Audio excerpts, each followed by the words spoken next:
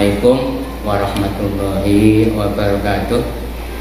Anak sekalian, alhamdulillah wa syukurillah, pagi ini kita bertemu lagi dalam rangka kegiatan belajar mengajar.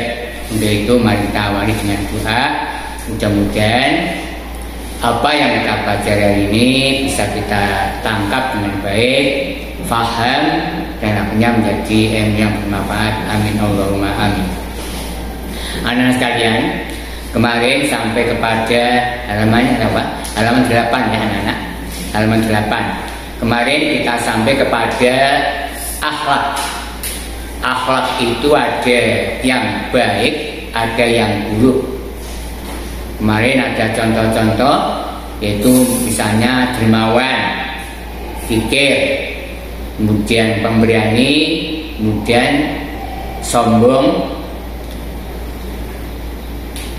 takut, ada lagi yang namanya andap asor, ramah, menjaga diri, kemudian ada yang namanya boros, kemudian ada yang namanya hemat. Itu contoh-contoh akhlak yang bagus dan akhlak yang buruk. Kita lihat, wa inal kibro mongko sak temene gumedhi wal buhla lan medhit. Wa inal kibro mongko sak temene gumedhi wal buhla lan medhit, wal jubna lan jerit, wal isrofa lan boros. Bahasa Jawane leluwian, boros. Haram iku haram. Ini berarti akhlak yang tidak baik. Wala yumkinulan orang mungkin,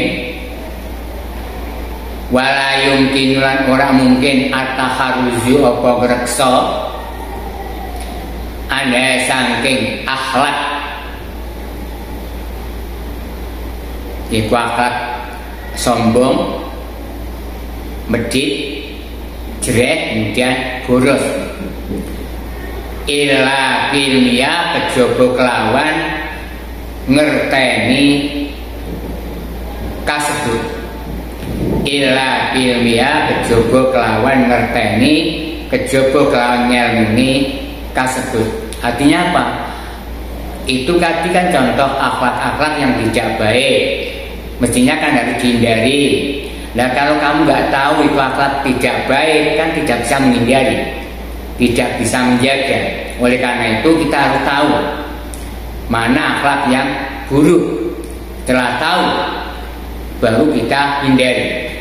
Wa ilmi malan ngawroi badan, wa ilmi malan ngawroi barang yudut dua kang dadi suwalie akhlak.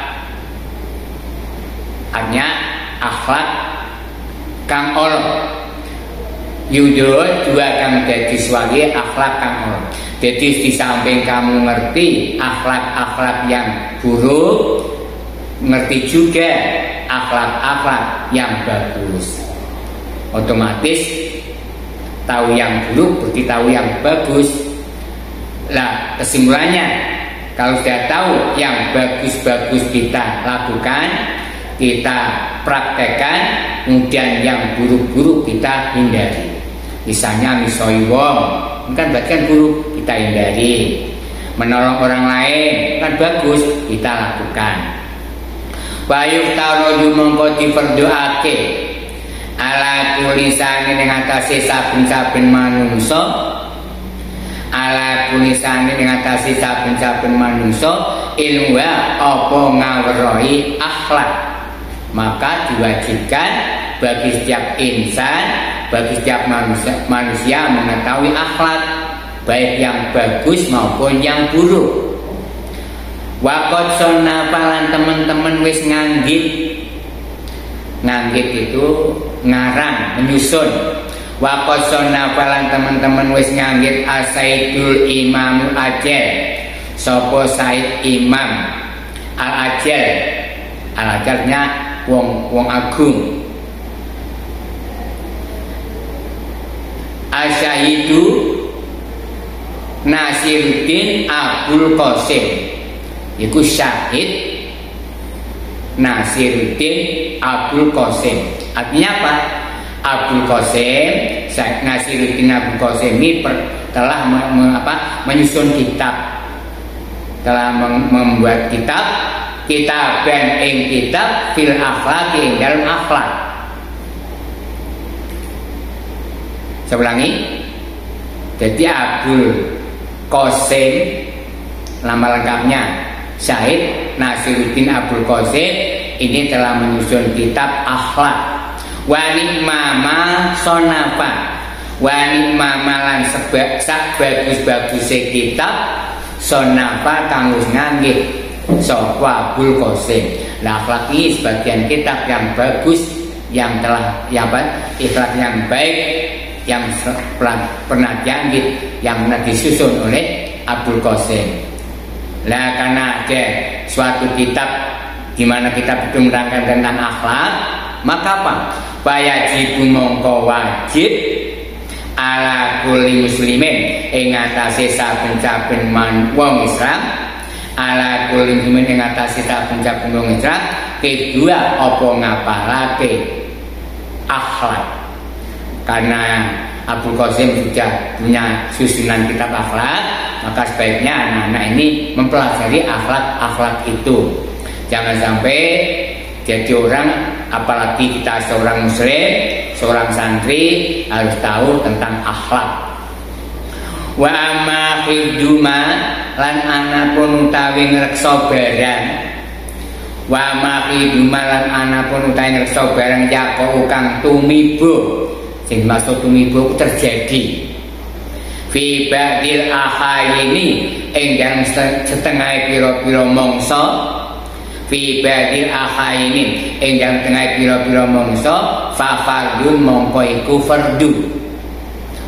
iku fardu ala sabilil kifayati ing atase dalan kifayah. Artinya apa? Menjaga sesuatu yang terjadi pada setiap saat itu hukumnya fardu kifayah. Jadi apa yang kita lakukan, apa itu pagi, apa itu sore, apa itu malam, itu harus selalu kita jaga. Kalau itu perbuatan ya dijaga, jangan sampai perbuatan yang tidak baik. Kalau itu ucapan ya dijaga supaya ucapan itu jangan sampai ucapan yang tidak baik. Jadi setiap saat harus kita jaga. Itu hukumnya fardu kifayah. Ida koma maksudnya apa? Kifayah itu ida koma nalikane wis jumenengi bi kelawan fardu kifayah. Ida koma nalikane jumenengi bi kelawan kifayah, maksudnya fardu kifayah. Al-ba'du sapa sebagian, al-ba'du sapa setengah kita ini, sebagian orang fil baldati sapa al-ba'du sebagian fil baldati dalam suci daerah, fil baldati dalam suci daerah sakoto mongko gugur al-batina saking sekerine. Artinya apa? Tadi kan ada anjuran setiap menjaga sesuatu setiap saat itu hukumnya fardu kifayah. Artinya apa?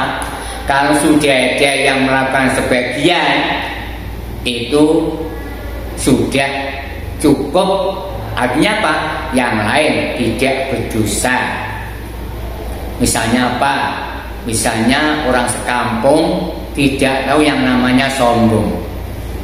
Nah, itu orang sekampung ya, sehingga mereka itu semuanya sombong karena nggak tahu.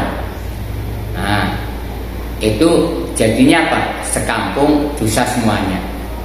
Nah, kalau sebagian sudah ada yang mengetahui tentang kesombongan itu, apalagi dia yang tahu itu sudah bisa memberikan pelajaran pada yang lain, maka yang lain tidak akan berdosa.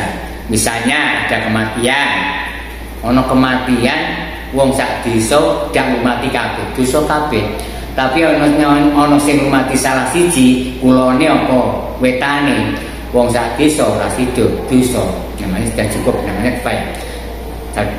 Wa ilam yakun, itu pengertian. Jadi kalau sudah ada yang melakukan sebagian, maka dianggap cukup, artinya tidak berdosa. Wa ilam yakun, mongko lamun ora ana fil beldati yang siji daerah. Wa ilam yakun mongko lamun ora ana fil beldati yang siji daerah, man sapa wong yakum kang jumenengi sapa wong, yakum kang jumenengi sapa wong bi kelawan kifayah, istaroku mongko podo, istaroku mongko podo jami'an halis kabiyane fil maksami dalam dosane. Kalau satu daerah sampai tidak ada yang melakukan salah satu atau sebagian, maka semuanya jadi dosa. Oleh karena itu, di sini tadi menyinggung tentang akhlak.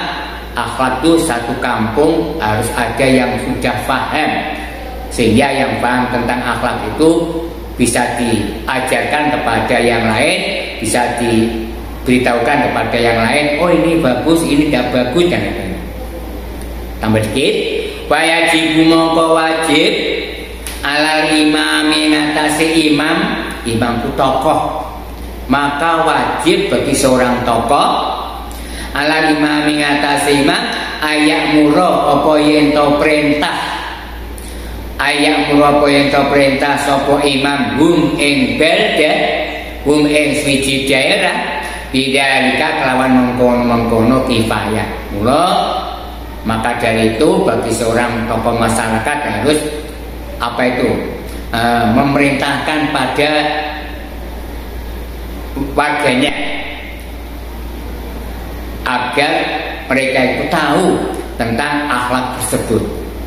Kalau sampai nggak mau, tokoh masyarakat sudah bertindak menganjurkan untuk belajar, menganjurkan untuk mengetahui tentang akhlak itu, tapi sementara mereka belek, nggak mau taat, wae biro lan yen to meksa, wae biro lan yen to meksa sapa imam alal beldati ing ahli daerah, ing warga daerah, alal beldati ing warga untuk ing ahli daerah, ala dalika ing atase mengkono-mengkono kifayah.